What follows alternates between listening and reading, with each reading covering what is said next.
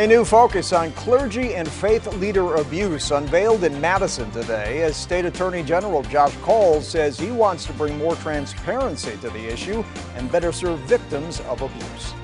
And good afternoon, everybody. Thanks for joining us for Local 5 News at 4. I'm Chris Schuler. New at 4 this afternoon, April is Sexual Assault Awareness Month.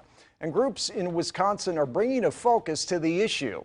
Now, State Attorney General Josh Kaul brought more attention to the crime with his announcement of a statewide investigation into alleged abuse from clergy and faith leaders. Kaul says it's important for people, especially victims, to get an independent review of abuse claims. We're conducting this review to get greater accountability and to promote healing for victims. And we're conducting this review to improve the response to abuse and hopefully to prevent future cases of abuse. Now, Kaul says they are working with district attorneys across the state, especially in areas where Catholic dioceses are headquartered.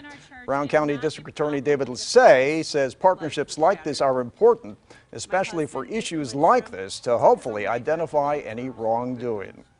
And District Attorney Lissay, kind enough to join us live in the studio this afternoon. Now, Mr. Lissay, so talk about the significance of this new push from the Attorney General.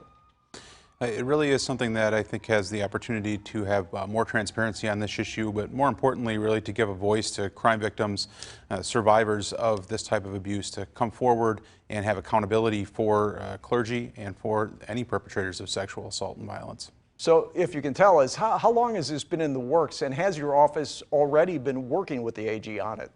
We have been in coordination with the Attorney General's office and survivor groups to try to attack this issue. It's been in the works for quite a while on the Attorney General's side, and then they are coordinating ongoing criminal investigations or future criminal investigations with local district attorneys' offices. Mr. Lissay, do you suspect this is a widespread problem in the Green Bay and surrounding area? Well, I think that's really one of the goals of the investigation, is to understand the scope and the magnitude of abuse that's been ongoing. Clearly, we know that there has been a historical issue here locally in Brown County and throughout the state, and I think we're trying to really get an idea of how big this problem is, and our goal is to follow the facts and the evidence and lead that toward investigations of criminal activity. And what can victims and their families do if they suspect abuse or they have been abused? What are you asking them to do?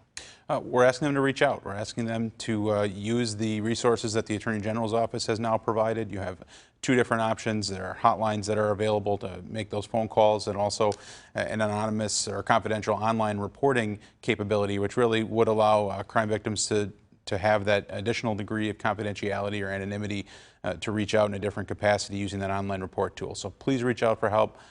Please report and come forward, and you will be treated with dignity and fairness throughout the process. And we thank you, Mr. Lissay, for taking the time to join us this afternoon. Thank you. And for anyone who is a victim or wants to report abuse, the DOJ has created a website and a phone number for people to reach out and to make themselves heard. And the Diocese of Green Bay released a statement regarding the announced review today, saying they will cooperate with any investigation or review that comes in. They said, in part, "We wish to emphasize that the Diocese of Green Bay remains dedicated to the protection of children and vulnerable adults."